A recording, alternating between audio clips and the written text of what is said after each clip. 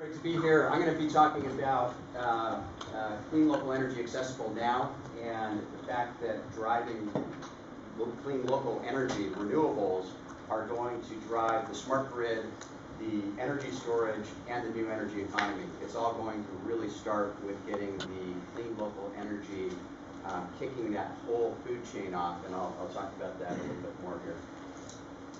And actually, I should just say that the Clean Coalition is based over in Palo Alto Square. So we're just a stone's throw away. We're the tower over on the corner of El Camino and Page Mill. So love to interact with Stanford on an ongoing basis. The Clean Coalition, the focus, the mission of the Clean Coalition is very basically to implement policies and programs that unleash clean local energy. So we are a policy house. We're a nonprofit, but we're focused on policy. And when you think about the energy space, policy drives and defines the entire business model. So if you have a certain set of policies in place, the VCs are going to be attracted to certain types of companies that can take advantage of that, and certain types of companies are going to succeed and actually make those deployments out in the market, and those are going to be the winners. But it's going to be completely policy driven in order to see how this industry is going to play out and who's going to win. And I'll just say the Clean Coalition has a really great group of advisors. Includes people like Jim Woolsey, who is attached here to Stanford. We've got Dan Hammond, who's attached to Berkeley. We've got people like former Governor Bill Ritter out of Colorado, senior advisor Terry Tamminen to Governor Schwarzenegger, and just some really top-notch policy and clean tech luminaries that have been very helpful to making sure that we are addressing the right issues. This slide got messed up somehow, I'm not quite sure, but I made this slide 5 years ago, or actually 6 years ago, when I was doing energy policy development for Steve Wesley's gubernatorial campaign. Steve Wesley was running for governor in the 2006 election cycle, and I led his energy policy development.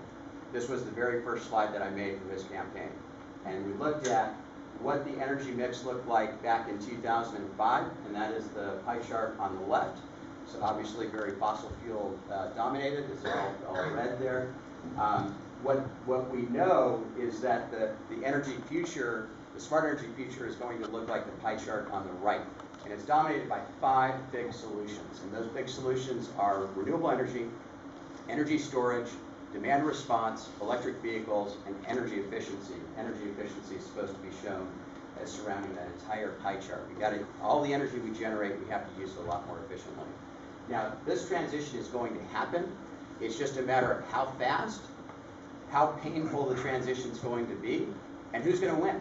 Those are the only 3 questions. This transition will happen. And it's a $6 trillion total available market, a $6 trillion industry worldwide. It is a tremendous, there are going to be vast fortunes created in this transition. And I hope lots of people will heed Josh's call here from Stanford and make this happen and go get rich. Go get rich doing something really good. The answer to the question that Eric posed is energy storage, is it important, is it going to happen? The answer is yes.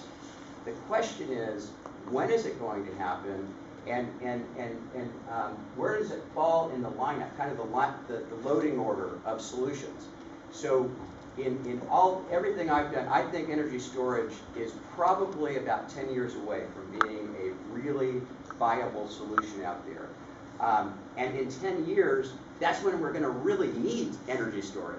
Because we don't really need energy storage in a super substantial way until we have lots of renewables integrated onto the grid. And that's going to take a little while. We've got a little bit, here in the United States, we've got a little trickle of renewables. We've got to get multiples of what we've done historically on the grid before we actually really need to have storage solutions in a big way. In the meantime, demand response, we can do that tomorrow. And demand response is a huge solution. It reduces the need for the energy storage component, but eventually we will get to the point where we need the energy solution. And I have no doubt that the technologies that we have, we're going to hear about a technology in just a minute, these technologies are going to be in place in 10 years at large scale, utility scale, and help deliver this energy future. So just talking about clean local energy, lots of people go, how is it really going to happen? It's happening. It's happening in markets all around the world. It's just not happening in the United States. So people think California is doing a lot with renewables. If you compare the amount of solar that gets deployed in California compared to what's getting deployed in Germany, Germany is doing 25 times more solar than California, despite the fact that California has a solar resource that is 70% better than Germany's. The Germans are showing the world that you can get tremendous levels of clean local energy on the grid. Almost all of this energy, almost all of this solar in Germany is less than 1 megawatt in project size, and it's largely rooftop. It's fair to mention that the German funding cycle for this has ended as it started this calendar year. The funding cycle, did you say? Yeah, the tax incentives and the rest of it has turned off. No, that's not true. So the Germans have a program that's called the feed-in tariff program. It is the most effective program in the world for bringing renewable energy online.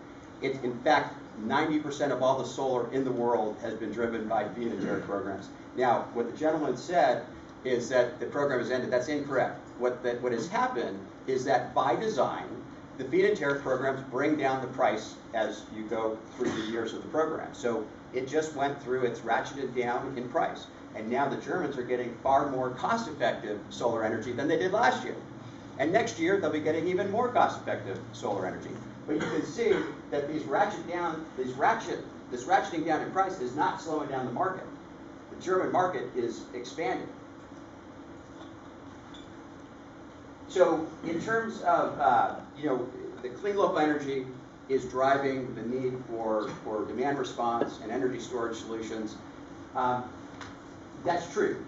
And clean local energy also helps solve some of the problems of the intermittency and the smoothing by having diversity of projects. And what this slide shows is that when you have a single project, you have lots of variation, and Eric showed that on his slide.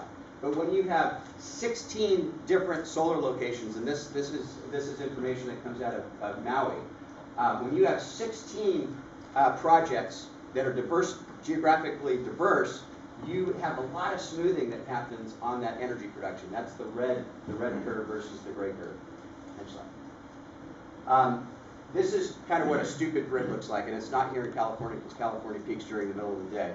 But this is a place probably on the East Coast where you've got kind of a peak in the morning and a peak in the afternoon. Go ahead. So smart grid definitely brings the renewables in. Next one. Demand response basically shifts the loads to where you have the renewable energy available. Energy storage shifts the renewable energy to where your loads are, right? So you shift in both directions. And I'm out of time, so I'm just going to end with this. There is a Clean California campaign to fulfill the governor's 12 gigawatts of renewable energy, clean local energy that the Governor Brown has called for. And it's you can get involved with that with all these entities that are here. It's energyjobsnow.org is the website if folks are interested in learning more.